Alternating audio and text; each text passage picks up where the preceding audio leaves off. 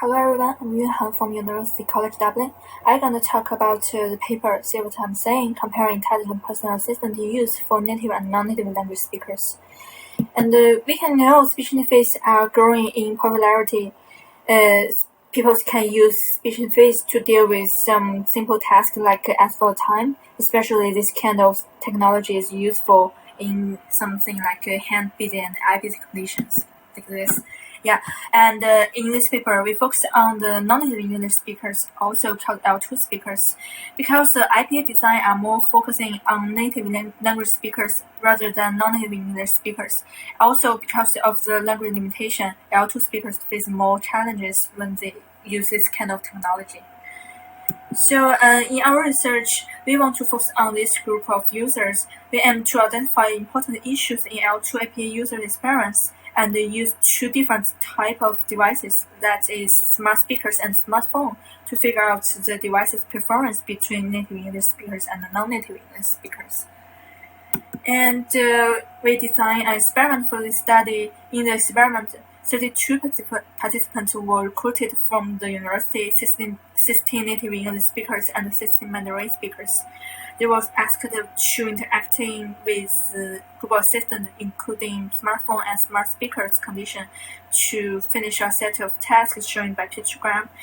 The tasks including 6 simple interactions, and after they interacting with both devices, participants took part in a semi-structured interview to focusing on their experience of interaction and their device's performance. And this is the pictogram we use. And in this study, we found that when interacting with IPAs, our speakers more focusing on structuring their commands as simple as possible, although L2 speakers also tend to plan and adapting their natural speech. They focus more on how this was driven by perceived language's limitation, especially in pronunciation, vocabulary knowledge, and retrieval. And also, poor IPA reading and turning taking was a problem experienced by L2 speakers.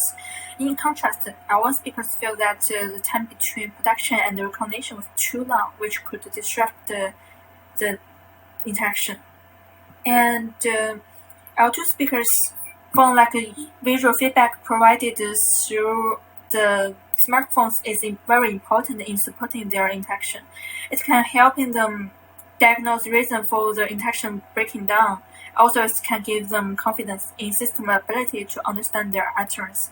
L1 speakers, on the other hand, feel that the audio-only feedback is enough.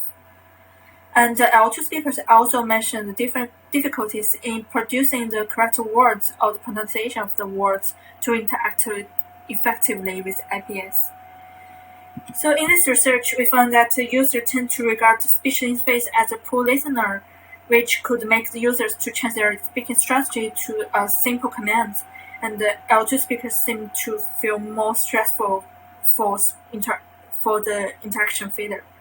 And the L2 speakers prefer the devices with visual feedback, since the permanence of supplementary visual feedback may give the L2 speakers extra time to gather more information they missed to improve the experience. And also, the vocabulary retrieving issue across multi-language caused the problem when L2 speakers use this speech interface. Maybe the future research could focus on how to leave the boundary of the production for the L2 speakers' interaction. And in the future work, maybe we can expand the L2 participant group not only for the Mandarin speakers, and then we may focus more on the cognitive implications of L2 speakers' interaction.